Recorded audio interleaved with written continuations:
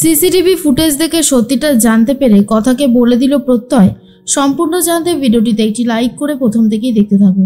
গল্পের শুরুতেই দেখা যায় কথাকে বাঁচিয়ে নিয়েছে অগ্নি। এরপর বলে, তুই ঠিক আছিস তো? কথা তখন বলে, হ্যাঁ পাচক মশাই, আমি একদম ঠিক আছি, আমার আর কোনো অসুবিধা হচ্ছে না। অগ্নি তখন বলে, যাক তাহলে সব ঠিক আছে। এরপরই অগ্নি বলে, তুই তো আবার পুজোর ওখানে যাবি, চল তাড়াতাড়ি এখান থেকে বেরো, না হলে যে অনেক দেরি হয়ে যাবে। কথা বলে, হ্যাঁ এক্ষুনি বেরোবো। এই বলেই কথা বেরোনোর সময় দেখতে পায় বিভিন্ন পেটির গায়ে লেখা রয়েছে বিশ্বাস এন্টারপ্রাইজ। আর এটা দেখার পরেই কথা বুঝতে পারে বিশ্বাসটা মানেই তো প্রান্তিক। প্রান্তিক এখানে কি করছে? তাহলে কি এই সব কিছুর পেছনে ও রয়েছে? না, এখন এসব জানার সময় নেই, এখন আমাকে ঝটপট করে বেরোতে হবে, হাতে সময় খুব কম। কর্তা দাদুরা মনে হয় এতক্ষণ আমার জন্যই অপেক্ষা করছে। এর মধ্যেই কর্তা দাদুকে পুরোহিত মশাই বলে, এই যে আপনাদের বাড়ির বৌমা তো এখনো এসে উপস্থিত হলো না, রথ টানার শুভ সময় যে পেরিয়ে যাচ্ছে, কি হবে বলুন তো? শশীভূষণ তখন বলে, আচ্ছা আচ্ছা দেখছি কি হবে। কথামা কেন আসছে না বলো তো? একটা ফোন করো না কথামাকে। আর বলতে বলতে কথা চলে এসেছে। তখনই অগ্নি বলে, তাড়াতাড়ি করে যা, ওদিকে HOF হয়তো তোর উপরেও বা রেগে যাবে। তখনই কথা বলে, এক্ষুনি যাচ্ছি। অগ্নি গাড়িতে বসে রয়েছে আর কথা দৌড়তে শুরু করেছে। এর মধ্যেই ছোটকা বলে, অগ্নি একটিবার চল না ভেতরে। কিন্তু অগ্নি একদমই ভেতরে যেতে চায় না আর বলে, না আমি এখানেই ঠিক আছি, আমি ভেতরে যাব না। তার মধ্যেই দেখা যায় কথা চলে এসেছে। কথাকে দেখার পর কর্তা দাদু বলে, তুমি ঠিক আছো তো কথা মা? তোমার কোনো অসুবিধা হচ্ছে না তো? কথা বলে, না কর্তা দাদু, আমি একদম ঠিক আছি, আমার কোনো অসুবিধা হচ্ছে না, আর অসুবিধা হবার কথাও নয়, আর আমি একদম সুস্থ আছি। এবার তো আমাকে রথ টানতে হবে। কর্তা দাদু বলে, হ্যাঁ রথ টানতে হবে তো, তোমার জন্যই তো আমরা সবাই মিলে অপেক্ষা করছি, কখন তুমি আসবে আর এসে রথটা টানবে। এই যে তুমি চলে এসেছো, আমরা খুব খুশি হয়েছি। নাও এবারে রথের দড়িতে টান লাগাও দেখি। কথা তখন বলে, এক্ষুনি করছি। কথা রথের দড়িতে টান দিতে থাকে, কিন্তু কোনোভাবেই রথের চাকা এগোয় না। যা দেখার পর পুরোহিত মশাই তো অবাক হয়ে যায় আর বলে, এ কি হচ্ছে? রথ তো এগোচ্ছেই না। কথা মা ভালো করে রথটা টানো। তখনই কথা বলে, আমার সাথে কি হচ্ছে এটা? হে জগন্নাথ দেব, তুমি আমার পুজো গ্রহণ করো। আর অন্যদিকে কথা কোনোভাবেই রথ টানতে পারে না। কথা খুবই ভেঙে পড়েছে। তখনই চলে এসেছে অগ্নি। অগ্নি এসে রথ টানায় সাহায্য করে কথাকে, আর কথার চোখের জলও মুছিয়ে দেয়। কথা তখন বলে, পাচক মশাই আপনি এসেছেন।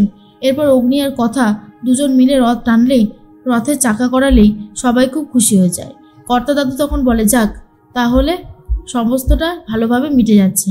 এরপর কথা একটা গান গাইতে থাকে, যেটা শোনার পর সবারই খুব ভালো লাগে, আর বলে, কথা মার মধ্যে অনেক গুণ আছে, যেটা দেখেও খুব ভালো লাগে।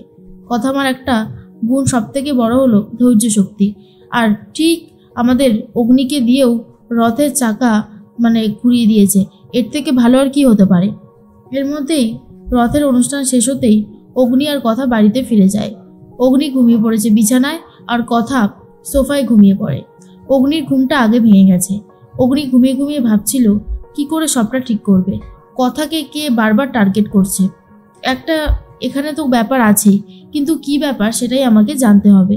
হাতে সময় কম, আমাকে কিছু একটা করতে হবে। ও এখনো ঘুমাচ্ছে, থাক, ওকে আমি এখন আর ডাকবো না। ওর উপর থেকেও তো কম ধকল যায়নি, আর একটু হলেই অনেক বড় বিপদে পড়তো কথা। এর মধ্যেই অগ্নি বেরিয়ে যাচ্ছিল, ঠিক সেই মুহূর্তে কথা উঠে পড়েছে। কথা উঠতে গিয়ে কোমরে চোট পায় আর বলে, উফ, এই সোফাটায় যেই ঘুমায় তারই উঠতে দেরি হয়ে যায়। সোফাটায় যে কি আছে কে জানে, বাপরে বাপ, কোমরটাতে কি লাগলো। অগ্নি তখন বলে, কি হলো আবার? এই জন্য বলি তাড়াহুড়ো করিস না, তাড়াহুড়ো করিস না। তুই তো আমার কথা শুনতেই চাস না, বাড়াবাড়ি করতে থাকিস, ঠিক আছিস তো? তখনই কথা বলে, কোমরটায় একটু লেগেছে, আর কিছুই না। তখন অগ্নি বলে, কোমরটায় যখন লেগেছে তখন এই মলমটা দিয়ে দে। আর কথা বলে, পাচক মশাই এই মলমটা আমার লাগবে না, পাথরকুচি পাতা থাকলেই ভালো হতো। আর তখন অগ্নি বলে, পাথরকুচি ইটকুচি এখানে তো কিছু নেই, তাই আপাতত এটা দিয়ে দে। তোর নাম কথাকলি না হয়ে পাতাকলি হলে সব থেকে বেশি ভালো হতো। সারাটা জায়গায় শুধু গাছ পাতা এসব খুঁজে বেড়ায়, যত সব।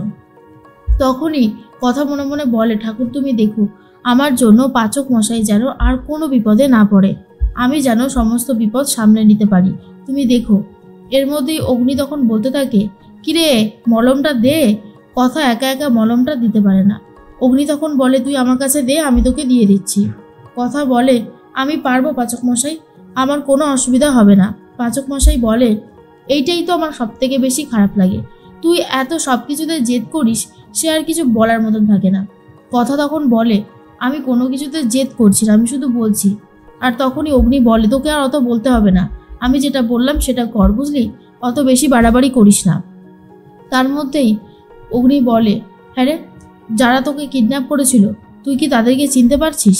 কথা বলে, না পাচক মশাই, আমি এখনো বুঝতে পারিনি কে এই কাজটা করেছে, না আমি এখনো ধরতে পারিনি। আর জানেন তো, আমার একটা ডাউট হচ্ছে, সব কিছুতেই আমার উপর টার্গেট করা হচ্ছে। আমি মামার খুনিকে ধরবার জন্য উঠে পড়ে লেগেছি বলে এবার আমাকে টার্গেট করা হচ্ছে, সেটা আমি খুব ভালো মতন বুঝতে পারছি। অগ্নি তখন বলে, সেটাই তো ভাবছি, কে আর কেনই বা এটা করছে। তাকে যেভাবেই হোক, যত তাড়াতাড়ি হোক ধরতেই হবে, যেভাবেই হোক না কেন, কারণ তার বাড়বাড়ন্ত বেশি বাড়তে দেওয়া যাবে না, তাহলে তুই বিপদে পড়ে যাবি। অগ্নি মনে মনে ভাবে, কথা মেয়েটা তো সত্যিই ভালো, ওর যদি খারাপ কিছু হয় সেটা আমি মেনে নিতে পারবো না। আমার সাথে ওর যেই সম্পর্কই থাকুক না কেন, তাই বলে ওর ক্ষতি হোক সেটা আমি কখনো চাইনি, আর আজও চাইবো না। কথা ভাবতে থাকে, পাচক মশাই যে কি বলছে আমি নিজেই বুঝতে পারছি না। এর মধ্যে চলে এসেছে প্রত্যয়। প্রত্যয়কে তখন দেখে কথা বলে, প্রত্যয়দা, কোনো খবর জানা গেছে? বলো না, কোনো খবর জানা গেছে কিনা? প্রত্যয় তখন বলে, কথা, দেখো আমি সেরকম কিছু জানতে পারিনি, তবে যেটুকু জানতে পেরেছি সেটুকু আমি বলবো। আর তুমি ওই ইউনিয়ন রুমে কি করতে গেছিলে? কথা বলে, গেছিলাম, একটা কারণ ছিল। আসলে আমি জানতে পারি ইউনিয়নের রুমে কিছু খাতা আছে যেগুলোতে অনেক হিসাব নিকাশ লেখা থাকতো, তাই ভাবলাম যদি অন্য কোনো ডিটেলস লেখা থাকে তাহলে হয়তো আমার ধরতে সুবিধা হবে। এরপরই খাতাটা খুলেছে, আর সেখানে লেখা রয়েছে দাদা প্রতি মাসে যেই টাকাটা দেয় সেটাই। কথা তখন বলে, শঙ্কু কাকা বলছিল প্রতি মাসে ওকে কে টাকা দিয়ে যেত, এটাই কি তাহলে সেই নতুন মালিক? অগ্নি তখন বলে, হ্যাঁ আমারও সেটাই মনে হচ্ছে, অনেক টাকা ট্রানজ্যাকশন হয়েছে মাসে মাসে, দেখ। আর তখন কথা বলে, সেটাই তো দেখছি পাচক মশাই, এখানে অনেকটা টাকাই রয়েছে।